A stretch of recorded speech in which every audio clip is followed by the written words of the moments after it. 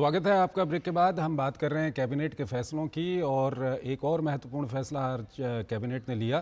केंद्रीय मंत्री अश्विनी वैष्णव ने कैबिनेट ब्रीफिंग में बताया कि राजनीतिक मामलों की कैबिनेट समिति ने मेघालय और असम को जोड़ने वाले शिलोंग सिलचर 166.8 किलोमीटर लंबे ग्रीनफील्ड हाई स्पीड कॉरिडोर राजमार्ग को मंजूरी दे दी है।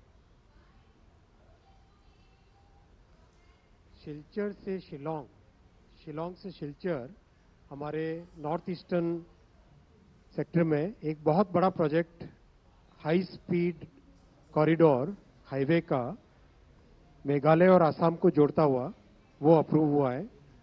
बहुत बड़ा प्रोजेक्ट है। 22,864 करोड़ रुपीस का इसका एस्टिमेटेड कॉस्ट है। 166 किलोमीटर्स 4 लेन एक्सेस कंट्रोल्ड, बहुत इंपॉर्टेंट है। This will become a major corridor for north east. 22,864 crore rupees का ये प्रोजेक्ट है, बहुत बड़ा प्रोजेक्ट है। This project will be constructed under hybrid annuity mode. There are 3 years of construction period and 15 years of operation period.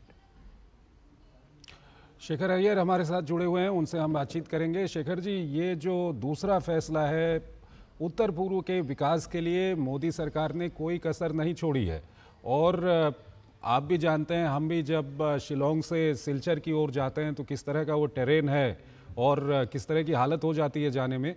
वैसे में ये फैसला काफ़ी महत्वपूर्ण हो जाता है क्योंकि इस बीच का जो इलाका है वहाँ पर कोयले की खदानें हैं और दूसरे भी कई सारे वहाँ पर उद्योग हैं जिसका फ़ायदा इन उद्योगों को होगा।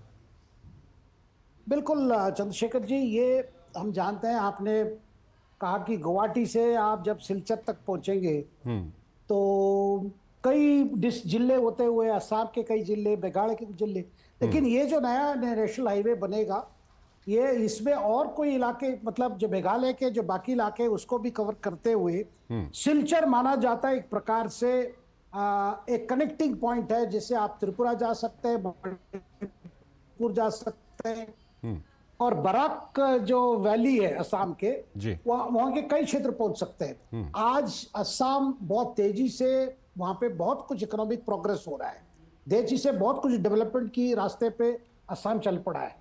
ऐसे समय में इस तरह की प्रोजेक्ट जो मेघालय और असम और सिलचर, क्योंकि सिलचर तक अब आ जाएंगे तो आप इसमें कनेक्टिविटी मिजोरम की भी होती है, त्रिपुरा की होती है, मणिपुर और 3 जो राज्य हैं उत्तर पूर्व में वो भी कनेक्ट हो जाएंगे।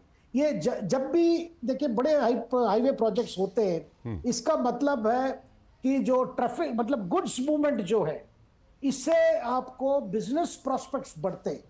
ये सारा प्रोजेक्ट आप जितनी जहां भी हाईवे टच करते हुए जाएंगे, हर जगह पे आप देखेंगे वहां के जो इंटरलैंड की जो प्रोस्पेक्ट्स है, इंडस्ट्रीज आ जाएंगे, फिर बाकी चीजें, क्योंकि जब तक एक्सेस नहीं है तब तक पहाड़ी इलाका हो या दूर इलाका हो, वहां पे इन्वेस्टमेंट की बड़ी समस्या होती है।